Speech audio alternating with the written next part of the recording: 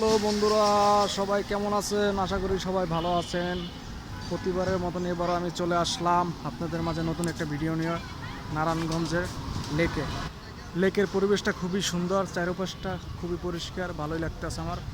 এখানে আসলাম, এখন বৃষ্টি হইতেছে তো এই জন্য আবহাওয়াটা একটু ভিজা ভিজা, গাছপালা সব পানি।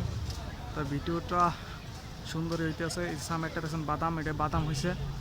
আর এটা হয়েছে যে বসার জায়গা, বিকেলবেলা মানুষজন বসে এখানে। তা সুন্দর পরিবেশ।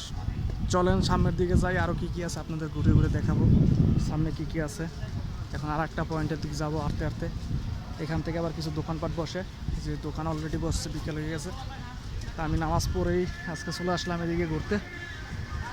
ভিজা ভিজা মেঘলা আকাশ, ভালোই লাগতেছে। তো আপনারা সাথেই থাকেন, সামনে আরও ভালো ভিডিও আছে।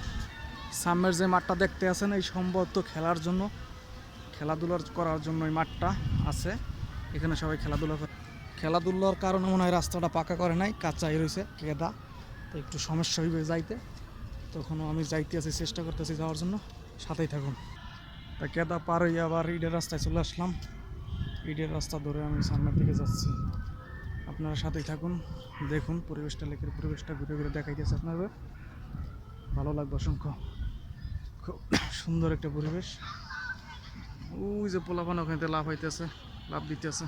এখানের পরিবেশটা খুবই সুন্দর লাগতেছে, গাছের ভিতরে দিয়ে অসাধারণ অসাধারণ, এক্সের ওয়াও। এই জায়গার ভিউটা খুবই সুন্দর লাগতেছে আমার কাছে। এত সুন্দর পরিবেশ, মেঘলা আকাশের নিচে বৃষ্টি পড়ছে রিমঝিম, নিরিবিলি, খুবই সুন্দর লাগতেছে।